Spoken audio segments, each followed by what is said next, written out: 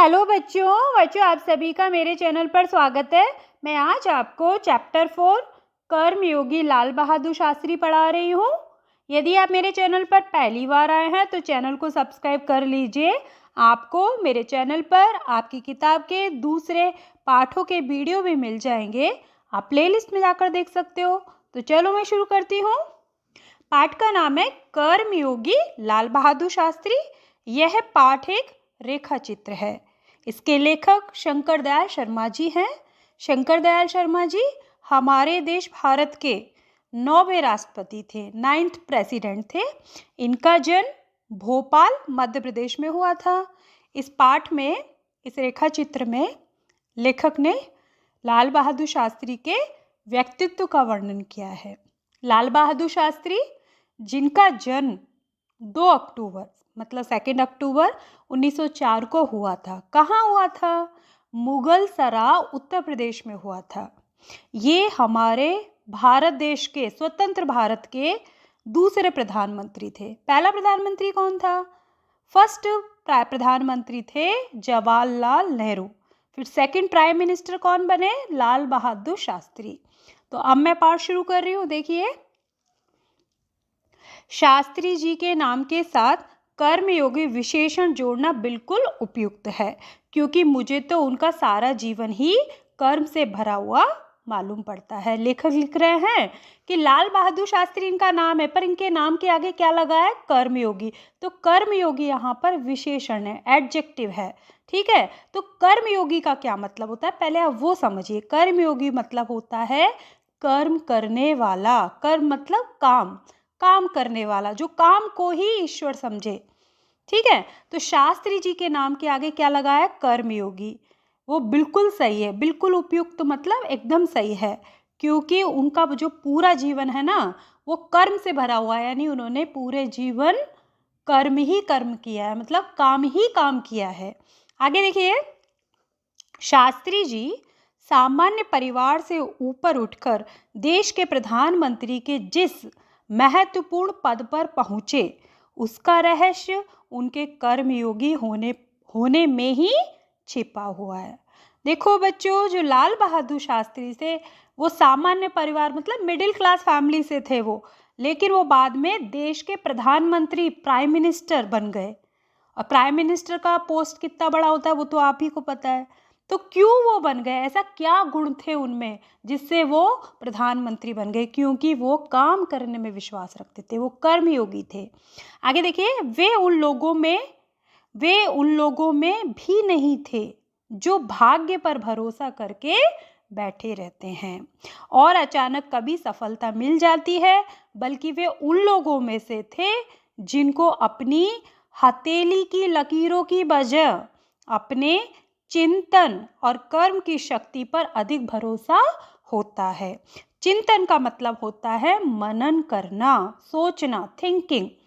वे क्रमशः अपने जीवन का रास्ता बनाते हुए आगे बढ़ते थे। देखो बच्चों, कुछ लोग होते हैं भाग्यवादी और कुछ लोग होते हैं कर्मवादी। भाग्यवादी लोग कौन होते हैं?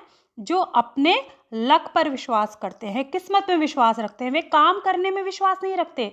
वे हमेशा ये सोचते हैं कि मेरी किस्मत में है तो वो अपने आप हो जाएगा, मुझे कुछ करने की ज़रूरत ही नहीं है।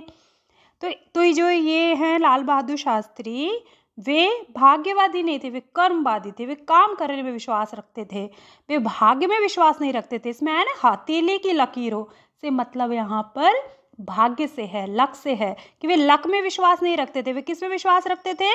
कर्म की शक्ति में, काम करने की शक्ति पे विश्वास रखते थे। वे ये विश्वास रखते थे कि यदि मैं काम करूँगा तो मुझे सफलता ज़रूर मिलेगी। आगे देखिए, शास्त्री जी के लिए कर्म ही ईश्वर था। कर्म मतलब काम, काम को ही वो भगवान मानते थे और इसके प्रति बिना किसी फल की आशा किए संपूर्ण भाव से समर्पित रहते थे, डेडिकेट रहते थे। यहाँ तक कि जब भी उन्हें फल की प्राप्ति के अवसर मिले, तब भी उन्होंने उस ओर हमेशा उपेक्षित दृष्टि से ही रखी। उपेक्षित दृष्टि ही रखी। उपेक्षित का मतलब यहाँ पर क्या है? उदासीन, नेग्लेक्ट। उनका जीवन दर्शन मतलब जो भी जीवन में हम विचारधारा अपनाते हैं, फिलॉसफी ऑफ लाइफ, गीता के निष्काम कर्मयोगी का प्रतिरूप है। प्रतिरूप मतलब अनुसार। देखो बच्चों, गीता में क्या बताया गया है? श्री कृष्ण भगवान ने अर्जुन को गीता का उपदेश दिया था। उसमें क्या बताया था कि कर्म किए जाओ, फल की इच्छा मत रखो। तो जो लाल बहादुर शास्त्री का जीवन था वो भी वैसा था, वो निष्काम कर्मयोगी। तो यहाँ पर हमें निष्काम का सबसे पहले अर्थ समझने की जरूरत है कि निष्काम का मीनिंग क्या होता है। निष्काम का मतलब होता है जब हम कोई काम कर रहे हैं और हम फल की इच्छा नहीं रख रहे।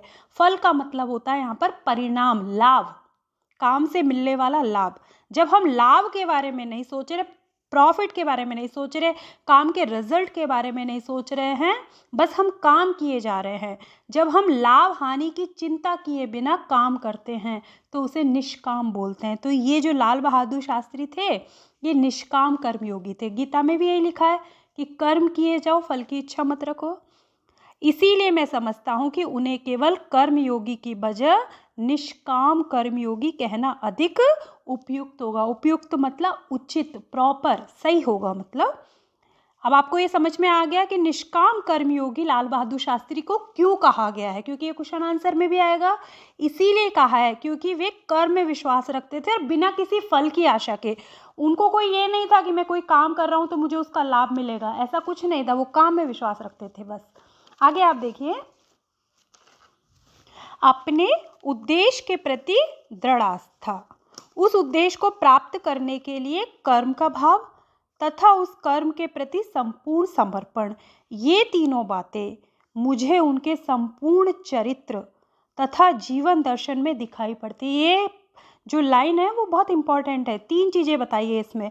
अपने उद्देश्य के प्रति दृढ़ आस्था, तो जीवन का उद्देश्य क्या था लाल बहादुर शास्त्री जी का?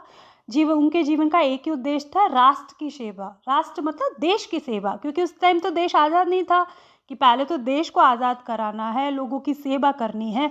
तो उद्देश्य से मतलब यहाँ पर गोल से है, लक्ष्य से है कि जो भी उनका गोल था उसके प्रति दृढ़ आस्था। आस्था मतलब श्रद्धा, फेथ। और फिर उस उद्देश्य को प्राप्त करने के लिए, अचीव करने के लिए, उस लक्ष्य को अचीव करने के लिए कर्म का भाव मतलब काम करना, और तथा उस कर्म के प्रति संपूर्ण समर्पण मतलब डेडिकेट होके काम करना। ऐसे नहीं कि आधे आधे मन से काम करना, पूरी तरह से उस पर समर्पित होके काम करना। समर्पण की भावना होनी चाहिए काम के प्रति। ये तीनों चीजें लाल बहादुर शास्त्री जी के अंदर थी। जीवन दर्शन मतलब फिलॉसफी ऑफ लाइफ। तो उनकी फिलॉसफी क्या थी? बस काम करना है, अपने उद्देश्य पे, जो भी अपना गोल है उस पर ट्रस्ट करना है, फिर उसके लिए काम करना है। और काम कैसे करना है? पूरी तरह से लगन से काम करना है।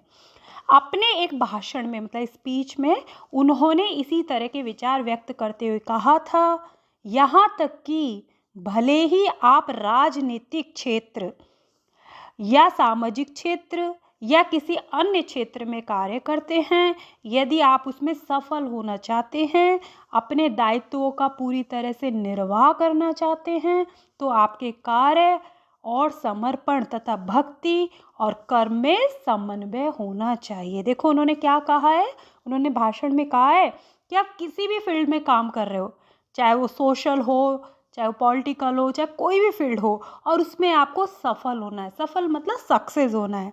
तो आपको क्या करना पड़ेगा? दायित्व का मतलब होता है जिम्मेदारी। जो भी जिम्मेदारी आपको दी जाती है, जो भी आपको काम दिया जाता है, उसको आपको पूरा करना है और ईमानदारी से करना है उसको पूरा, है ना। और आपके कार्य और समर्पण, जब आप कोई काम कर रहे हो तो पूरे डेडिकेशन के साथ करो। तो कार्य और समर्पण का और भक्ति और कर्म का, काम ही हमारी भक्ति है, में समन्वय होना चाहिए। समन्वय का मतलब है मेल या सहयोग। आप कोऑर्डिनेशन बोल सकते हो कि कोऑर्डिनेशन होना चाहिए। किस किस का? कार्य का और समर्पण का कोऑर्डिनेशन होना चाहिए, तथा भक्ति और कर्म का, कि आप कोई काम कर रहे हो तो सोचो कि काम ही मेरी पूजा है, पूरा फिर डेडिकेशन के साथ वो काम को करो। ठीक है, आगे देखिए। मैं शास्त्री जी की सफलता का रहस्य, सीक्रेट, उनके इसी महत्वपूर्ण चिंतन में मानता हूँ।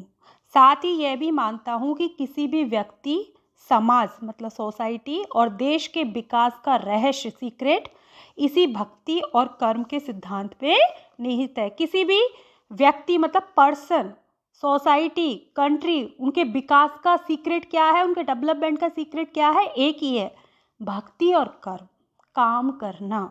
ठीक है, आगे देखिए, शास्त्री जी का संपूर्ण जीवन श्रम, सेवा, सादगी और समर्पण का अनुपम उदाहरण है।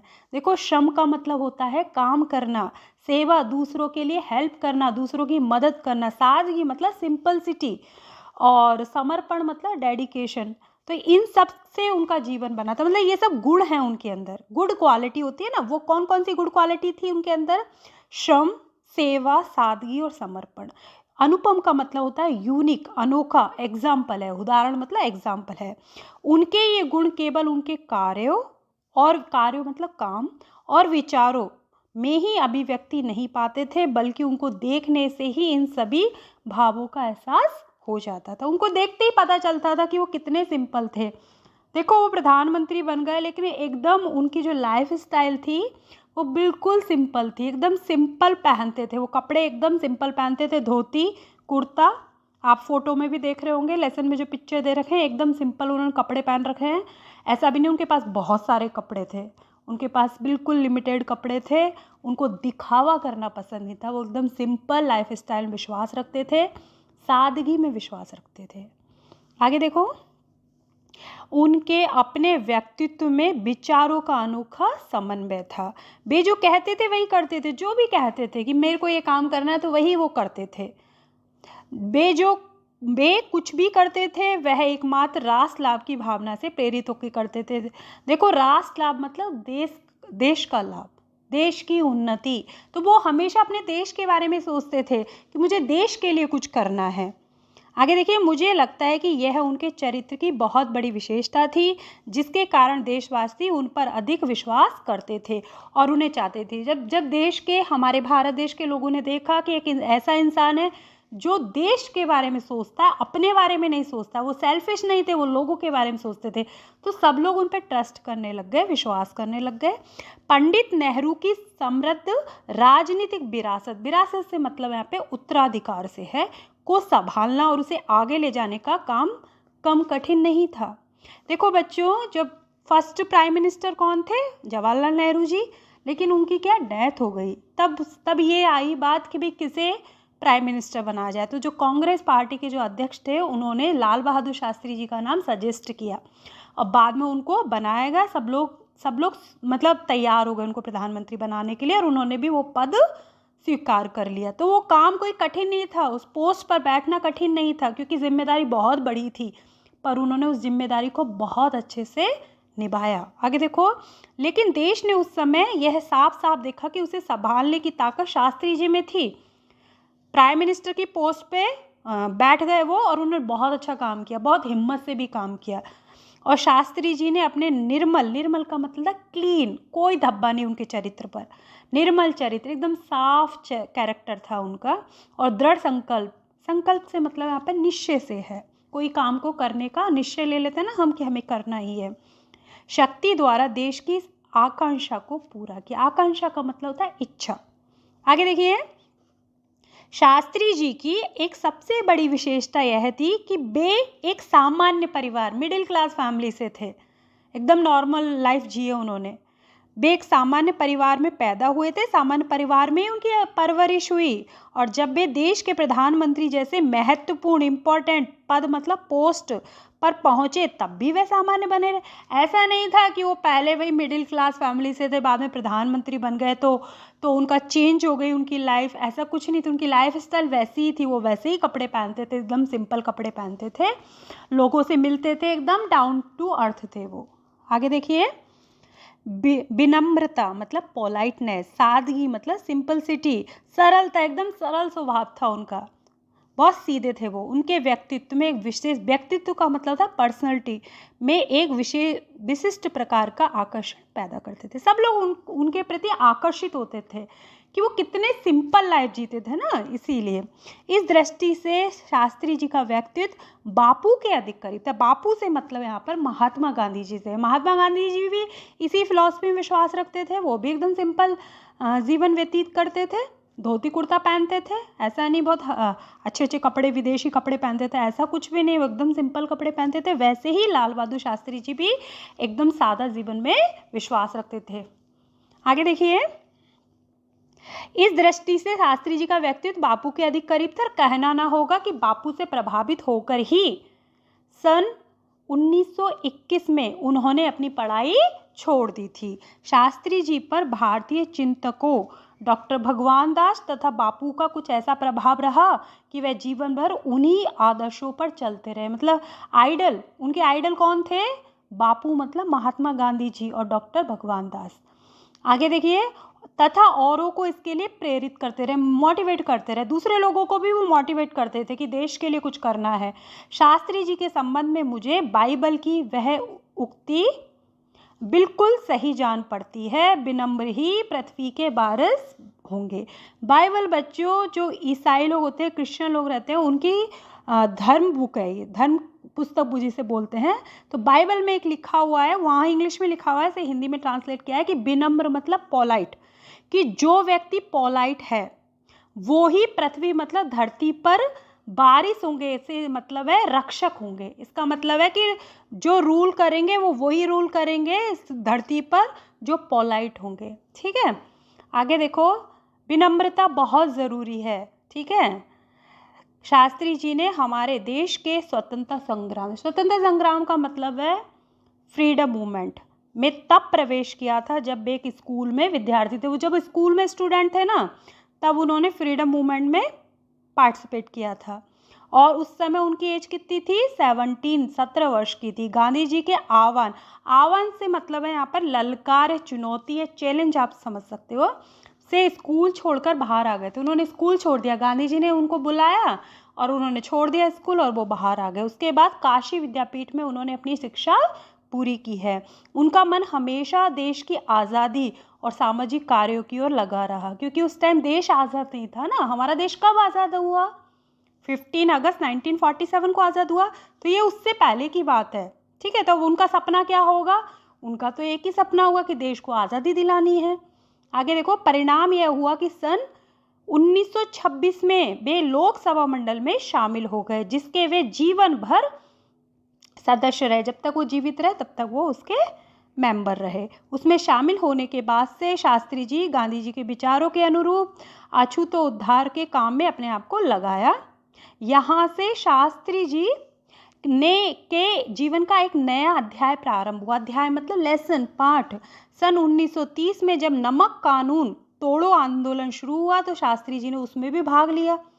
ठीक है, बहुत सारे मूवमेंट हुए थे ना, ये तो आपको पता ही होगा कि हमारे देश को आज़ाद कराने के लिए बहुत लोगों ने बहुत सारे प्रयास किए।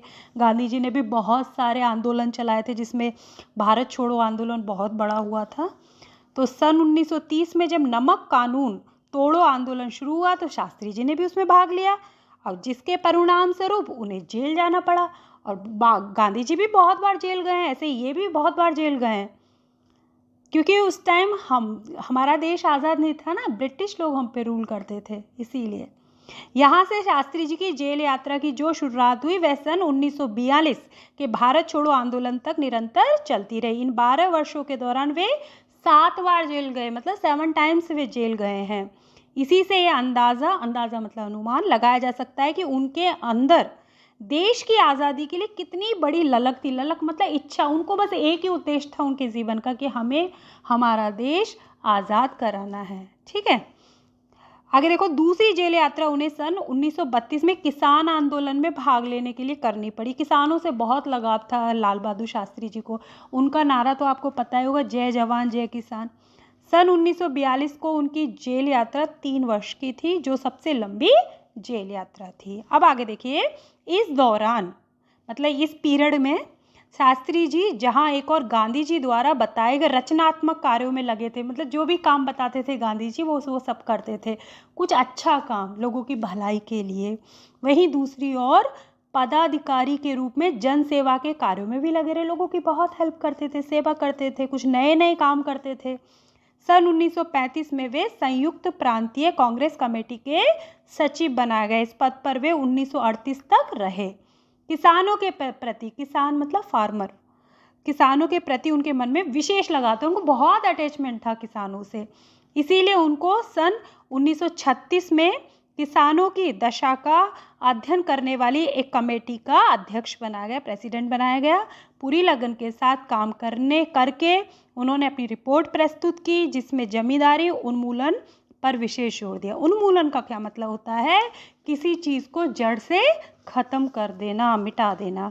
आगे देखिए, इसके बाद के 6 वर्षों तक, 6 इयर्स तक वे इलाहाबाद की नगर पालिका से किसी न किसी रूप से जुड़े रहे। मैं समझता हूँ कि इस अनुभव ने भी शास्त्री जी के व्यक्तित्व और चिंतन को नागरिकों की समस्याओं से निकट से परिचित कराया। देखो बच्चों, जब हम पब्लिक के साथ काम करते तो तब जाके हमें पब्लिक की प्रॉब्लम्स का पता चलता है कि उनकी क्या समस्या है, और फिर हम उसको मतलब प्रॉब्लम का सॉल्यूशन निकालने का ट्राई करते हैं, समाधान निकालने का कोशिश करते हैं। जब हम लोगों से ही नहीं मिलेंगे, लोगों के साथ ही नहीं रहेंगे, तब हमें क्या पता चलेगा कि लोगों की प्रॉब्लम क्या है। तो जो लाल बहादुर शास्त्री जी थे, बहुत सारे लोगों से मिला करते थे, तब उनको पता चला लोगों की ये प्रॉब्लम है, और बाद में उन्होंने उसका सॉल्यूशन भी निकाला है। उनके पास ग्रामीण जीवन का अनुभव था। ग्रामीण जीवन मतलब विलेज की लाइफ कैसी होती है, उसका उनको एक्सपीरियंस था। अब इसके साथ ही इलाहाबाद नगर पालिका ने जन सेवा का अनुभव भी जोड़ दिया। जन सेवा मतलब लोगों की सेवा करना, लोगों की हेल्प करना। लोकतंत्र की इस आधारभूत इकाई में कार्य करने के कारण वे देश की छोटी छोटी समस्याएं और उनके निराकरण मतलब समाधान की व्यावहारिक प्रक्रिया से अच्छी तरह परिचित हो गए थे। कार्य के प्रति निष्ठा और मेहनत करने की अदम्य क्षमता के कारण, अदम्य का मतलब होता है जिसको दबाया नहीं जा सकता, उनके अंदर क्या था कि मुझे हार्ड वर्क करना है, मेहनत करनी है और काम करना है, मतलब मुझे, के कारण सन 1937 में वे संयुक्त प्रांतीय व्यवस्थापिका सभा के लिए निर्वाचित हो गए, चुन लिए गए। मतलब वो सही मायने में यहीं से शास्त्री जी के संसदीय जीवन की शुरुआत हुई। पार्लियामेंट में पहुंच गए थे वो, जिसका समापन देश के प्रधानमंत्री पद तक पहुंचने में हुआ। शास्त्री जी को भारतीय राजनीति की इतनी सही और गहरी मतलब डीप पकड़ थी कि श्रीमती इंदिरा गांधी ने उन्हें अपना राजनीतिक गुरु मानते हुए कहा था कि उन्हीं के मार्गदर्शन में मतलब गाइडेंस में मेरा राजनीतिक जीवन शुरू हुआ। देखो बच्चों, इंदिरा गांधी कौन थी? वो जवाहरलाल नेहरू जी की बेटी थी, वो भी प्रधानमंत्री बनी है। तो वो अपना गुरु किसे मानती थी? लाल बहादुर शास्त्री जी को मानती थी। क्यों मानती थी? क्योंकि उनको राजनीति की बहुत जानकारी थी, डीप जानकारी थी, गहरी पकड़ थी उन पे, इसीलिए। आगे देखिए, देश की आज़ादी के बाद उत्तर प्रदेश तथा केंद्र सरकार में शास्त्री जी भिन्न भिन्न अलग अलग पदों पर, पद का मतलब पोस्ट पर, अलग अलग पोस्ट पे रहे हैं। वो मिनिस्टर रहे हैं कई जगह। वो उत्तर प्रदेश में भी रहे क्योंकि वो उत्तर प्रदेश के थे। केंद्र सरकार मतलब सेंट्रल गवर्नमेंट में उत्तर प्रदेश में उन्हें गृह मंत्री, होम मिनिस्टर बना दिया गया। बाद में पंडित नेहरू के अनुरोध पर वे केंद्र में आ गए। पहले वो उत्तर प्रदेश में होम मिनिस्टर बने हैं, बाद में जब नेहरू जी ने रिक्वेस्ट की तो वो कहाँ आ गए? वो सेंट्रल में आ गए। केंद्र ने उन्होंने रेल ट्रेन को बोलते हैं, और परिवहन मतलब ट्रांसपोर्ट, संचार मतलब कम्युनिकेशन, वाणिज्य मतलब कॉमर्स, उद्योग मतलब इंडस्ट्री, और गृह जैसे महत्वपूर्ण इंपॉर्टेंट मंत्रालयों में वो मंत्री पद संभाला, मतलब मिनिस्टर रहे। वो इन सारे डिपार्टमेंट में वो मिनिस्टर रहे। इन पदों पर रहते हुए शास्त्री जी ने अपनी जिस प्रशासकीय दक्षता मतलब निपुणता का प्रमाण दिया है, वह हमारे देश के लिए एक उदाहरण है। अपने मंत्रालयों के कार्यों में उनका दृष्टिकोण अत्यंत व्यवहारिक तथा सभी प्रकार की औपचारिकताओं से परे रहता था। औपचारिकता मतलब फॉर्मलिटीज, वो फॉर्मलिटीज में विश्वास नहीं रखते थे, वो रियल काम करते थे। वे अपने को कभी भी अपने पद के कारण ऊंचा नहीं समझते थे, उनको प्राउड नहीं था। मैं कह रही हूँ ना, वो डाउन टू अर्थ थे बहुत, इसीलिए वो कोई ऊंचा नहीं समझते, मैं इतना ऊंचा व्यक्ति हूँ, मैं मिनिस्टर हूँ, ऐसा कुछ भी नहीं था उनके अंदर। उनकी बड़ी सीधी सी धारणा थी कि वे जनता के शासक मतलब राजा नहीं है वो, बल्कि जनता के सेवक है। उन्हें जनता ने देश की सेवा के लिए चुना है, वो उसमें विश्वास रखते थे। ऐसी भावना से कार्य करने के कारण उन्हें अपने मंत्रालय में भी लोकप्रियता मिली, साथ ही साथ हमारे देश में भी लोकप्रियता मिली, बहुत पॉपुलर थे वो। इसी लोकप्रियता का परिणाम था कि पंडित नेहरू के निधन के बाद देश ने उन्हें प्रधानमंत्री के रूप में स्वीकार किया। देश के इस महत्वपूर्ण पद पर रहते हुए केवल 19 मंथ्स रहे हैं वो प्रधानमंत्री। जवाहरलाल नेहरू की मृत्यु के बाद उन्हें बनाया गया, वो 19 मंथ्स रहे, पर 19 मंथ्स उन्होंने खूब काम किया है। छोटे से समय में उन्होंने जितनी सफलताएं और लोकप्रियता प्राप्त की, वह एक उदाहरण है। शास्त्री जी के सामने अपना उद्देश्य बिल्कुल स्पष्ट था कि राष्ट्र की सेवा करनी है। उसमें किसी प्रकार का धुंधलापन का मतलब होता है अनक्लियर, अस्पष्ट, कुछ भी अस्पष्ट नहीं था। उनका तो एक ही उद्देश्य था कि जनता की सेवा करनी है, भटकाव नहीं था। अब आगे देखिए, वे हमारे देश के अत्यंत महत्वपूर्ण पदों पर रहे, इंपॉर्टेंट पोस्ट पे रहे। वो इन पदों पर रहते हुए स्वाभाविक रूप से वे अधिकार संपन्न, बहुत सारे राइट्स मिलते हैं ना बच्चों मिनिस्टर को, उनको घर मिलता है, कार मिलती है। अभी आप देखते होंगे मिनिस्टर लोगों को बहुत सारी सुविधाएं मिलती है, पर लाल बहादुर शास्त्री ने ऐसी कोई सुविधाओं को नहीं भोगा, क्योंकि उनको पसंद ही नहीं था। वो तो सिंपल जीवन में विश्वास रखते थे, लेकिन उन्होंने हमेशा आत्म संयम से काम किया तथा अधिकारों से अधिक कर्तव्यों को तरजीह दी। तरजीह है का मतलब होता है महत्व, इम्पोर्टेंस देना। वो इम्पोर्टेंस किसको देते थे कि जो वो मिनिस्टर बन गए, उनको बहुत सारे राइट्स मिल गए, पर उनको राइट्स नहीं चाहिए थे, उनको कर्तव्य मतलब ड्यूटी, काम में विश्वास रखते थे कि उनको काम करना है। शायद इसीलिए शास्त्री जी इतने अधिक लोकप्रिय भी हो सके। उन्होंने अलीगढ़ मुस्लिम विश्वविद्यालय के दीक्षांत समारोह होता है बच्चों, जब विश्वविद्यालय जो होते हैं वो सर्टिफिकेट देते हैं छात्रों को, विद्यार्थियों को, के समारोह में उनका फंक्शन हो रहा होगा 19 दिसंबर 1964 को। छात्रों को संबोधित, वो उन्होंने बच्चों को क्या किया है, उन्होंने भाषण दिया। उसमें भाषण में क्या कहा है कि कुछ इसी तरह के विचार व्यक्त किए थे। क्या कहा था उन्होंने, आपके भविष्य की मंजिल चाहे कुछ भी हो, चाहे आप कुछ भी बनना चाहे भविष्य में, फ्यूचर में, पर आप में से प्रत्येक को यह सोचना चाहिए कि आप सबसे पहले देश के नागरिक हैं। हम सब भारत देश के ही नागरिक हैं। यह आपको संविधान द्वारा प्रदत्त मतलब होता है दिया हुआ कुछ अधिकार देता है। हमें संविधान ने अधिकार दे रखे हैं ना बच्चों, राइट्स दे रखे हैं ना, तो लेकिन इससे कुछ कर्तव्यों का भी हो जाता है, पर हमारी कुछ ड्यूटी भी है। हम लोग भारत के नागरिक हैं, पर हमारी कुछ ड्यूटी भी है ना देश के प्रति। तो वो ये कहना चाह रहे हैं कि सिर्फ अपने अधिकार याद नहीं रखना है, अपने कर्तव्यों को भी याद रखना है और देश के लिए काम करना है, जिसे समझना चाहिए। हमारा देश प्रजातांत्रिक है। प्रजातांत्रिक का मतलब होता है डेमोक्रेटिक, क्योंकि देखो बच्चों, जनता के द्वारा ही शासक चुना जाता है, इसीलिए हमारा देश प्रजातांत्रिक है, जो निजी स्वतंत्रता देता है। निजी मतलब अपनी, हमें फ्रीडम मिली हुई है, लेकिन इस स्वतंत्रता का उपयोग एक व्यवस्थित समाज मतलब सोसाइटी के हित में स्वेच्छा से लगाए गए प्रतिबंधों के तहत होना चाहिए। ऐसा नहीं कि हम कुछ भी करें, हमें फ्रीडम मिली तो हम कुछ भी करें, नहीं, हमें देश के हितों के बारे में सोच के ही कोई काम करना चाहिए। अधिकार, कर्तव्य और आत्मसंयम, अपने आप पे कंट्रोल होना चाहिए। आत्मसंयम के बारे में यह अत्यंत महत्वपूर्ण बात शास्त्री जी ने कही थी, जिसे आज याद रखने की ज़रूरत है। आशा करती हूँ बच्चों कि आपको ये पाठ समझ में आ गया होगा। यदि आपको पाठ समझ में आ गया हो तो प्लीज़ मेरे वीडियो को लाइक कीजिए।